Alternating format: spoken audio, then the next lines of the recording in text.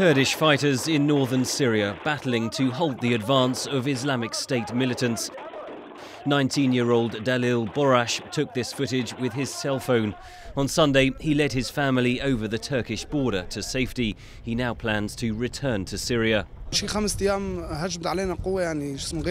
battle has been so brutal because ISIS has 50 tanks. They captured around 50 villages and they are still advancing and killing everyone, children, women, anyone Kurdish, saying they are infidels. The flow of refugees has prompted Ankara to close several border crossings. In the opposite direction, hundreds of Kurdish fighters, many from the outlawed PKK separatist group, have travelled into Syria to fight the extremist group.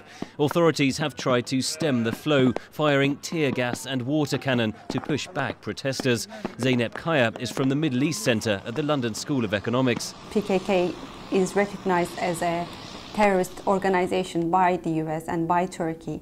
So logically, it doesn't want to strengthen PKK, and helping Kurdish militants in Syria, even though they are fighting against ISIS, will indirectly or directly help PKK as well. But if Islamic State militants carry out an assault on Kobane, the Kurds could blame Turkey for failing to let them defend Kurdish lands, says Kaya. Right now, Turkey and PKK are talking, are negotiating, and that has decreased the resentment towards Turkey in the last couple of years. But now, if Turkey indirectly leads to ISIS's violent actions, the Kurds will feel this resentment against Turkey in the long run. That resentment is fueled by accusations that Turkey has tolerated or even aided foreign jihadists.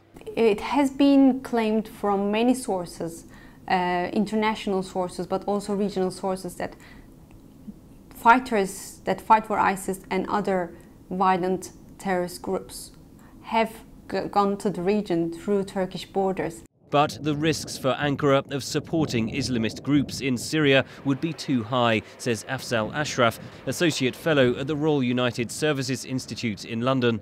Turkey doesn't have really any interest in supporting Islamist militants, because Islamist militants have caused Turkey a lot of problems. Turkey is a NATO member, it's been targeted, so I don't see any reason for Turkey to be doing that. If there is an impending massacre in Kobane, the United States and its allies might be forced to carry out airstrikes on Syrian soil, ideally with the agreement of the Syrian government, says Ashraf. Which are of benefit both to the West, and the attacks are of benefit to the Assad regime.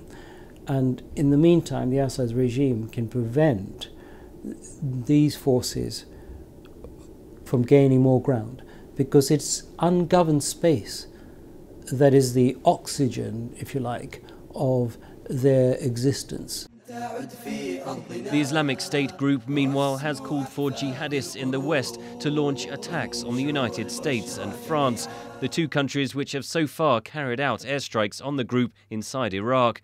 Security analysts say there is no indication of a specific terror plot. Henry Ridgwell for VOA News, London.